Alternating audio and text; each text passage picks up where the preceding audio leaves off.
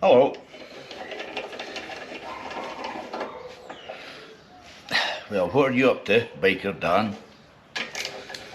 I bet you're wondering what the hell this is. Can you guess what it is?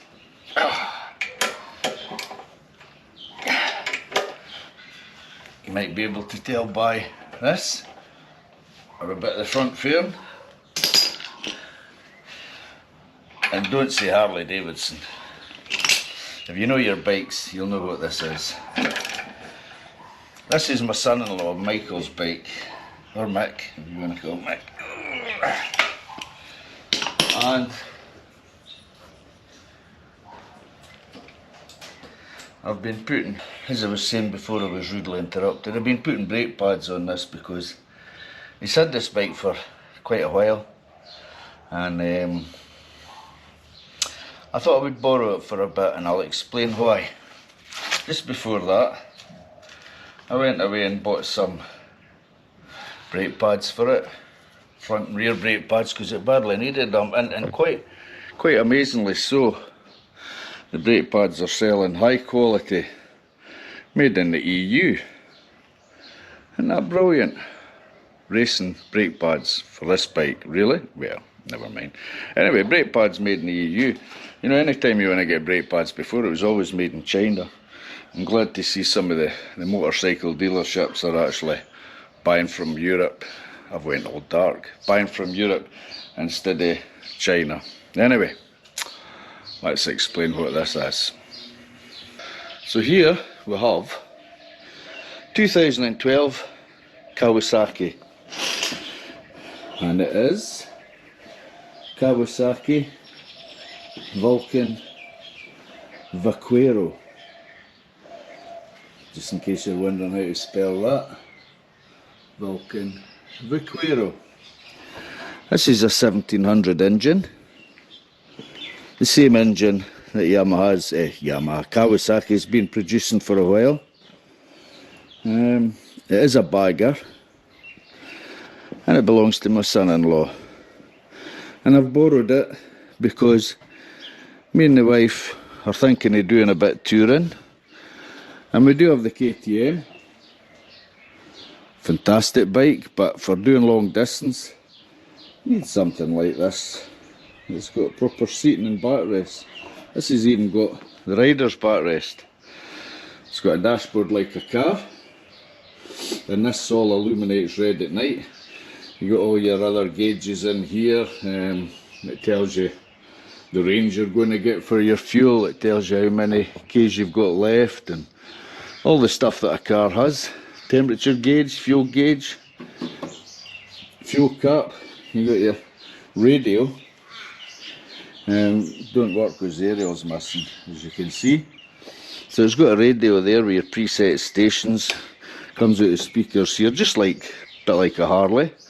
You got all your switch gear here now. The bike has been sitting for a while, and the switch gear was really sticky.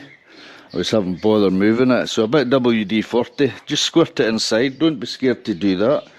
Squirt it into these things because it gets rid of the water. It gets everything working again, and it won't cause it to short or anything. So, because it's not been run for a while, it was a bit rough. So what I've done is I've given an oil change. I wasn't going to video it because I've done enough videos of things like that. Gave it an oil change, 1040 fully synthetic Castrol, new K&N air filter. I've put new brake pads on the front. Going to do the back next. I've put a new air filter, goes in here, because the old filter was a bit on the fuckwood side, a bit oily and greasy, a wee bit cleaner at the top, but when you compare it to the new one, it was like day and night. So that's the reason that I got a balloon of this from Mick, was just to try it out, and I thought I would return the favour by giving them a service. So it's ideal, yeah. So you got your back seat, your backrests I should say, you got your cases or panniers on the side. They hold a fair bit room. Have a fair bit room, they'll hold a fair bit in there. You got your floorboards. Yeah. So I've been running about with it for the past 2 days, and I actually really do like it. And the reason I like this is because a lot of these bikes have got a top box on the back up here with a big backrest, you know, like the Queen seat. And the only thing is, once you put a top box up there, the weight so high up, especially if you've got a passenger and it's full of rubbish, the weight so high up makes the bike so top heavy. So every time you pull to a stop, if you don't stop properly, the bike could go over with you. It is a hell of a weight. This being the bagger, it's all down the bottom, it's all below seat height. So when you have a lot of weight on it and you pull up to the stop, it's not going to fall over with you. So yeah, so that would do us.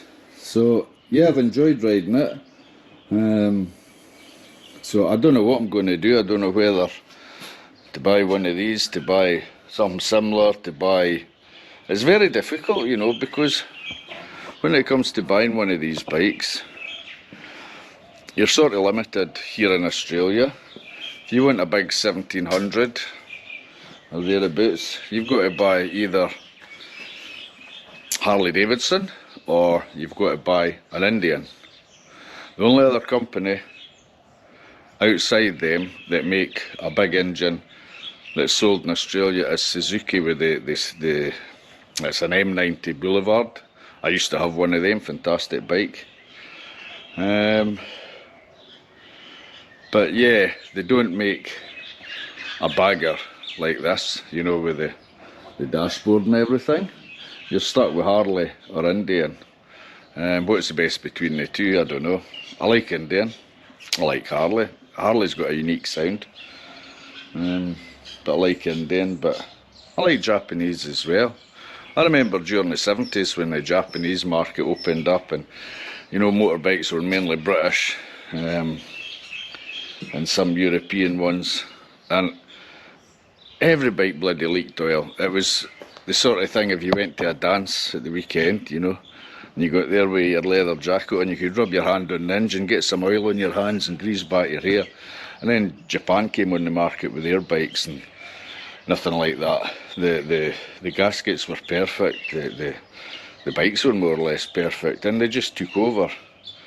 And it's never really changed that much. Now we've got competition from the likes of Triumph and things like that. There's another bike, but again, 1200's the maximum, and they're quite a small bike, just size-wise.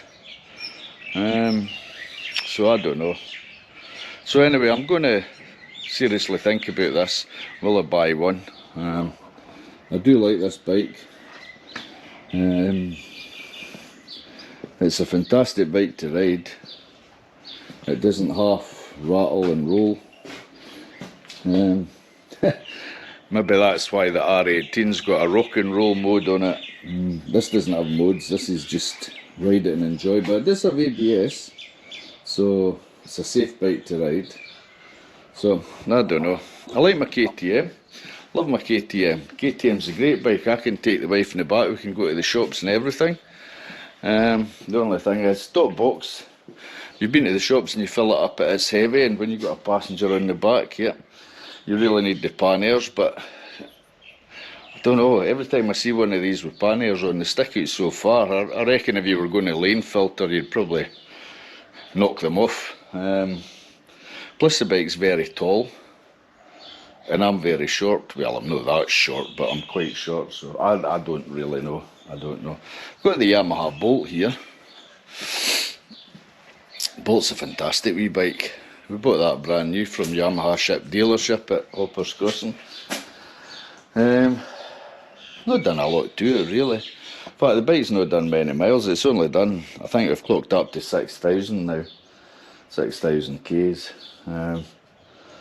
It's been a lifesaver, you know, because if the KTM didn't start or something happened, I could jump on that bike and run to my work. I don't like using a car. I've got the Jeep. Got the Jeep Wrangler, but I don't like driving cars to my work. I like to drive the bike because at least if there's standstill in traffic or queues, you can just zip up beside them. You're never late for work. But yeah, so I don't know. I might get something like this. I mean, I've not much else to pay for, so why not get another bike? But It'd be interesting, let me know what you would buy if you were buying a bike for touring. Would you buy cruiser? Would you buy sports tourer? Would you use an adventure bike, as some of you do? Let me know, and I can have a look through the comments and see what others think. Anyway, upwards and onwards, I'm going to put the back brake pads on. Just a wee note on doing the brakes on these. I wasn't going to do a how to do video, but you have to take the back box off to get into the back brake pads. And it's really easy because you open up the box, and in here you've got 2 screws, 10 mils, put them out, and the whole box just lifts off. There's bits here, the box has bits that stick into here and hooks onto here, and that's it in place, and then the 2 bolts hold it on. That's it, 2 bolts, takes like 5 seconds to take off. Anyway, I've done the back brake pads, so that's them done. I'm just having a look at the back shocks here, wee bit surface rust all over it, in places. These shocks are interesting because up here there's a wee switch, and you can switch it for your preload, either way, the electronic thing I think, I don't know, but, and then you've got an airline. So these shocks are air assisted, so what happens is you've, under the seat, under here at the back, you've got 2 air valves, just like the ones in a tyre. So you use a pump, not a compressor, you blow hell out of the thing. Use a hand pump and pump them up. Now, it says you can't go any more than 42 pounds pressure. I would never take it to that, 30 would be maximum. Only if you've got like passenger in the back and a lot of luggage and stuff, and it helps with the suspension because it is air assisted.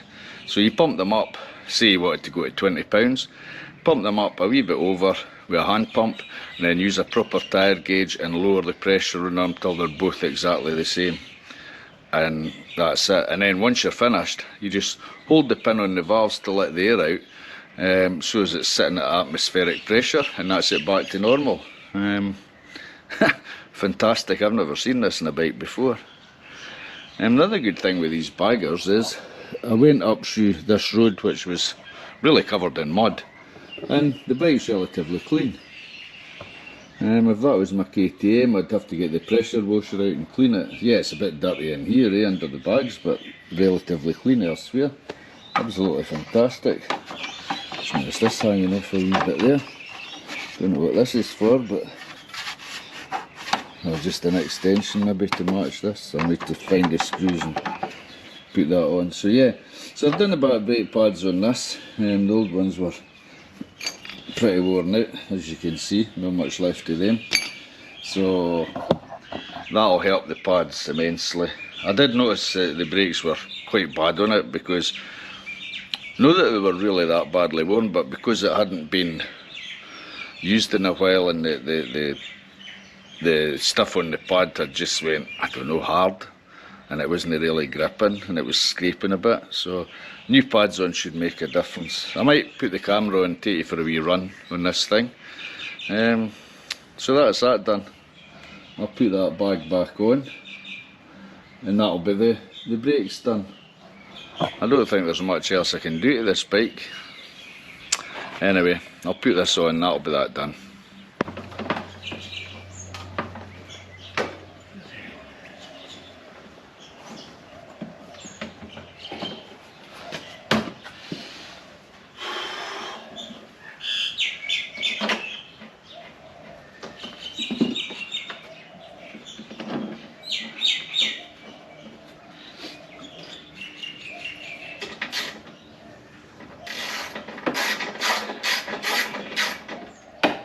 No size.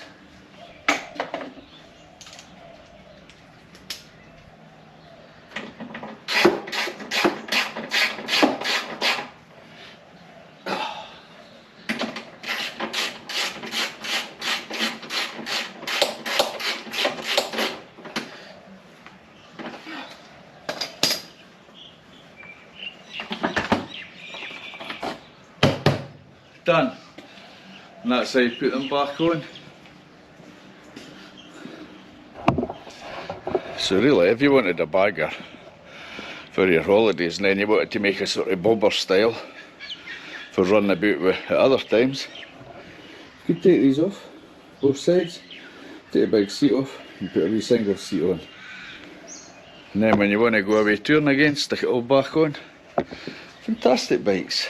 Anyway, I'm going to go and take this out for a trial, maybe fill it with fuel as well. I shouldn't say that, every time I go for fuel it rains.